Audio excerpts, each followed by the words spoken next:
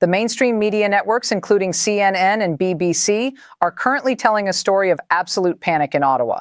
They want the public to believe that Canada has just suffered a catastrophic diplomatic humiliation on the global stage. On a Friday morning in 2026, United States President Donald Trump shattered the political landscape by publicly declaring that Canada should become the 51st state of the United States of America. Immediately, political commentators erupted in absolute fury. Journalists demanded the immediate expulsion of the United States ambassador. Citizens flooded social media demanding a fierce nationalistic retaliation against the White House. The global consensus was that Canada had to fight back to save its dignity. That is the narrative on your television screen. The reality inside the Parliament buildings in Ottawa is completely different. Prime Minister Mark Carney walked calmly into the press briefing room, faced the microphones, and chose a weapon that the media did not expect. He chose silence. He refused to expel the ambassador. He refused to engage in a digital shouting match with the sitting president of the United States of America. Mainstream analysts are calling this move weak. They are calling it a retreat. They are completely wrong. What happened in that briefing room was not a surrender. It was a calculated, cold-blooded execution of geopolitical pragmatism. Prime Minister Mark Carney understands a fundamental truth that the public often forgets. National survival depends on economic reality, not on emotional reactions or public outrage. The United States of America is the largest and most powerful trading partner of Canada. The United States of America is the primary security guarantor of Canada across the globe. Prime Minister Mark Carney looked at the situation and decided that the trade agreements currently being negotiated in Washington were worth more than a symbolic internet victory for the evening news cycle. President Donald Trump uses social media as an instrument of psychological warfare to force his opponents into making emotional mistakes. He wanted an angry response from Ottawa to justify harsher economic penalties. He wanted a public conflict to leverage better terms for American businesses during these crucial negotiations. Not a single threat, not a single insult, not a single tweet can change the fact that American automotive factories need Canadian resources to survive. Prime Minister Mark Carney saw the trap and simply stepped over it. President Donald Trump expected a loud, aggressive fight. The answer was no. The clock on the wall reads exactly 10:14 in the morning inside the National Press Theatre in Ottawa. The atmosphere is thick with palpable tension. Journalists are checking their phones as headlines flash across global screens. You can hear the rapid clicking of camera shutters vibrating through the room. At 10:15 in the morning, Gabriel Guindy from CBC News and Matt Gillow from CTV News take their positions in the front row. They are holding electronic notebooks filled with questions that could ignite a diplomatic war. They are absolutely not looking for policy updates. They are looking for blood.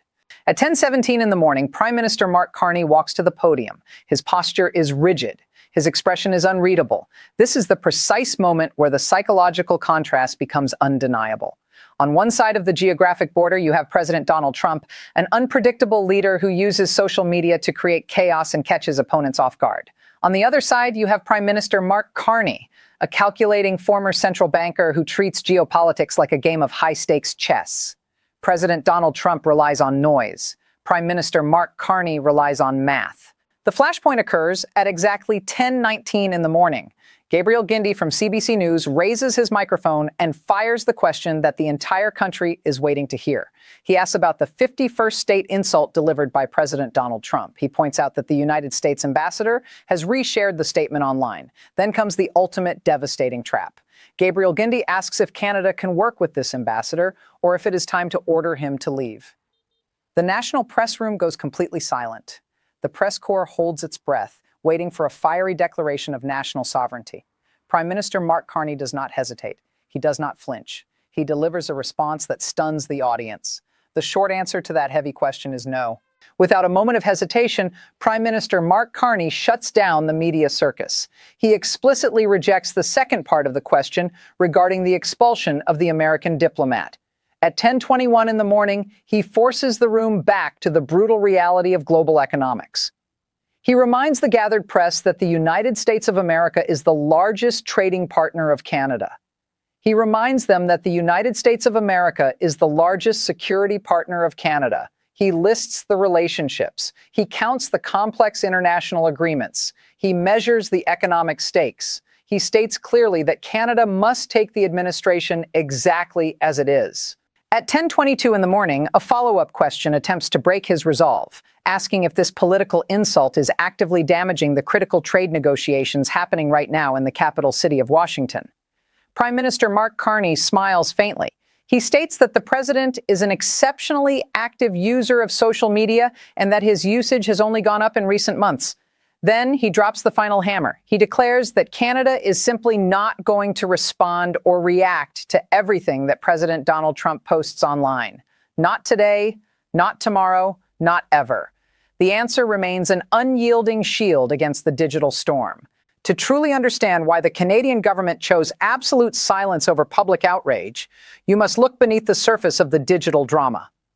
The theatrical dispute about Canada becoming the 51st state is merely a distraction designed for the evening television broadcasts.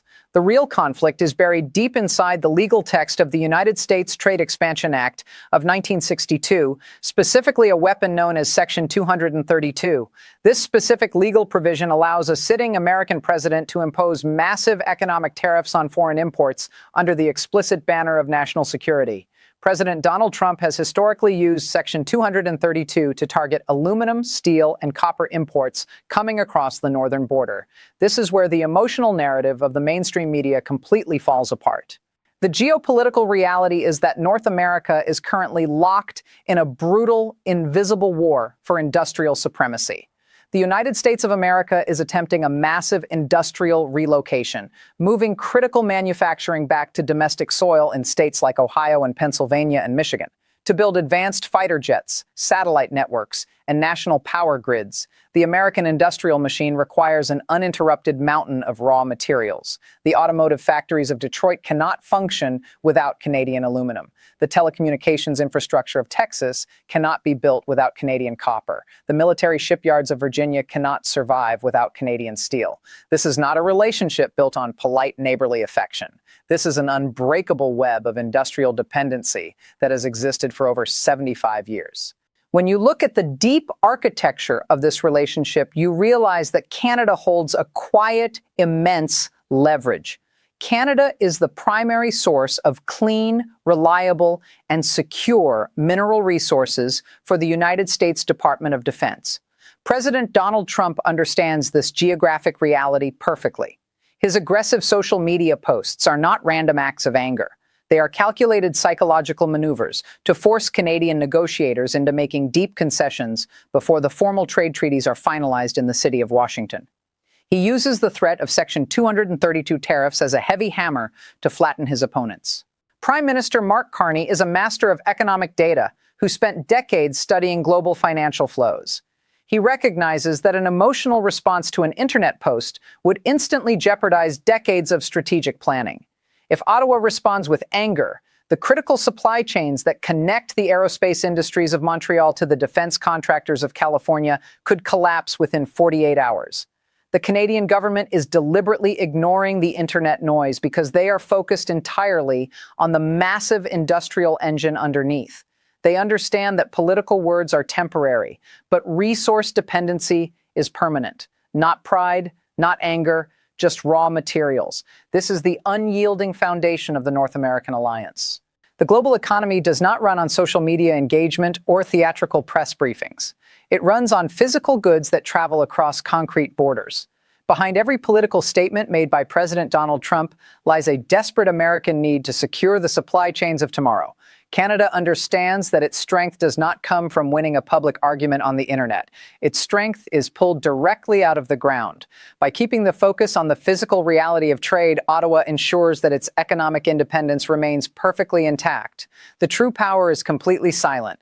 This aggressive economic maneuvering backfired completely. During the press conference, Gabriel Guindy from CBC News pointed out a crucial detail that the mainstream media completely ignored. President Donald Trump quietly adjusted and lowered several Section 232 tariffs on aluminum, steel, and copper imports. The aggressive tariffs designed to punish trading partners turned into a heavy economic boomerang that struck the American economy directly in the face. The economic data from Wall Street and the industrial hubs of the Midwest provides the absolute proof.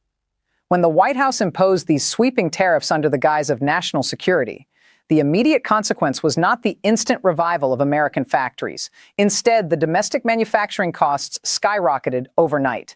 Major corporate giants like Ford Motor Company and General Motors began shouting warnings about collapsing profit margins. The American Aluminum Association reported that domestic manufacturers were paying the highest prices for raw materials in the entire world. The heavy tariffs were hurting American businesses, damaging American consumers, and stalling American infrastructure projects across the nation. It was not a Canadian concession. It was not a Canadian plea. It was a domestic American crisis. Prime Minister Mark Carney explained this phenomenon with total analytical precision. He stated that the principal motivations for these adjustments relate directly to the negative impact these tariffs had inside the United States of America. President Donald Trump prides himself on being a master negotiator who always wins, but the brutal laws of supply and demand forced his hand. The sitting president had to display flexibility because his own voters in states like Ohio and Pennsylvania and Michigan were bearing the financial burden of his aggressive trade policy. The cost of building homes escalated, the price of consumer electronics surged, and the manufacturing sector began to slow down significantly. While the public was focused on the dramatic social media posts, the real business was happening behind closed doors. Canadian negotiators and Mexican trade representatives were working tirelessly in the capital city of Washington. They were not begging for mercy. They were presenting cold, hard data to American officials showing that a coordinated continental economy is the only viable way to compete against rising industrial superpowers in Asia. The sudden reduction of the tariffs proves that the win-win strategy pursued by Ottawa is working effectively. Prime Minister Mark Carney noted that this flexibility tells the government something, but it does not tell them everything. It proves that the economic leverage remains balanced. President Donald Trump attempted to corner Canada with economic threats. Trump backed down. The reality of global trade is that protectionism always carries a painful domestic cost. When a nation taxes foreign metals, it effectively taxes its own workers who use those metals daily. Corporate stock prices for American manufacturing firms fell drastically during the initial tariff announcements, signaling massive investor panic. The Federal Reserve also expressed deep concern over rising supply chain constraints. The automotive assembly lines in Detroit depend entirely on the steady flow of resources across the international border. By attempting to cut off Canada, the American administration accidentally choked its own industrial heartland. The sudden reversal of these tariffs is an open admission of that economic failure. The independent data proves that the economic interconnectivity of North America cannot be broken by executive decrees or aggressive digital posts.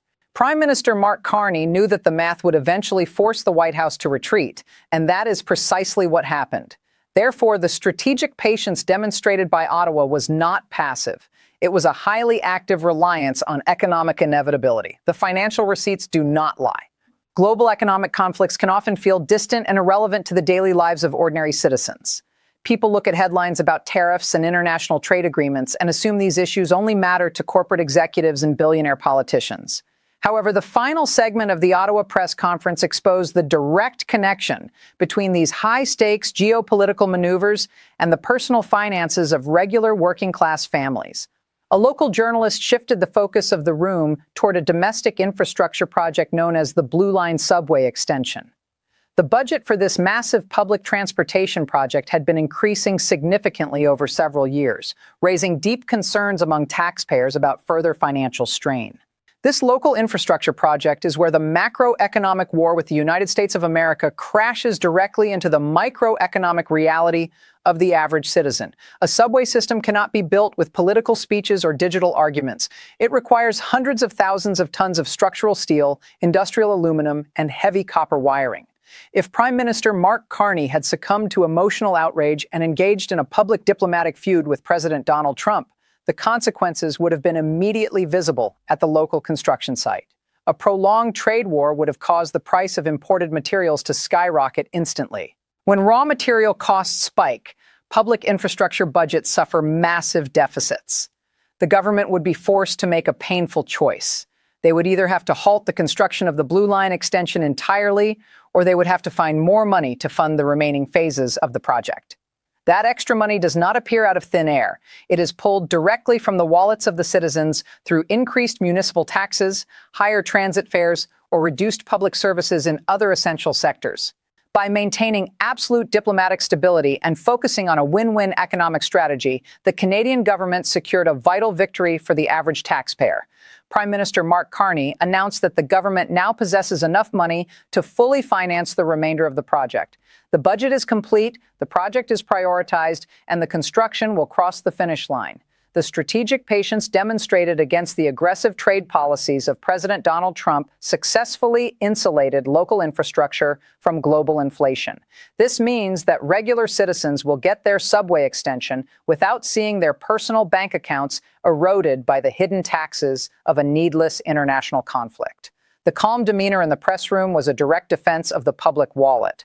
Look ahead at the next 3 months. The first scenario is the most probable outcome. Negotiators from Canada and Mexico will quietly finalize a mutually beneficial trade agreement in the city of Washington. President Donald Trump will continue to post aggressive statements on social media to satisfy his domestic political base, but the actual physical flow of aluminum, steel, and copper will remain completely uninterrupted across the international border. Both nations will choose economic prosperity over political theater, maintaining a highly profitable, functional relationship behind closed doors, without ever acknowledging the internet drama. The second scenario is the worst-case alternative. If geopolitical tensions flare unexpectedly due to a diplomatic miscalculation, President Donald Trump could react by enforcing an across-the-board tariff of 25% on all Canadian goods. This aggressive escalation would instantly fracture the continental supply chain, halt automotive assembly lines in Michigan, and plunge both nations into a severe economic recession. The price of everyday consumer goods would skyrocket immediately, causing widespread financial panic and high inflation across the entire North American continent. The third scenario is the unexpected wild card. Canada could decide that the constant volatility of the current American administration is no longer a tolerable risk for its national security. Instead of relying entirely on the market of the United States of America, Ottawa could rapidly accelerate its strategic economic partnerships with independent nations throughout Europe and Asia. By diverting its immense wealth of critical minerals and clean energy resources to alternative global markets, Canada would permanently decrease its economic dependence on its southern neighbor, fundamentally rewriting the global balance of power. This entire geopolitical event forces us to confront a profound philosophical question about the true nature of modern power. We currently reside in a digital landscape that constantly rewards the loudest voices, the most aggressive headlines, and the quickest social media reactions. It is incredibly easy to confuse noise with strength. However, the tense press conference in the city of Ottawa reminds us that true authority is often completely silent. Real power does not belong to the individual who writes the most provocative post on the internet.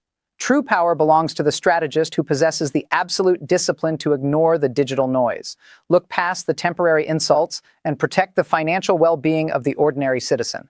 Prime Minister Mark Carney demonstrated that a nation can defend its sovereignty without firing a single emotional tweet.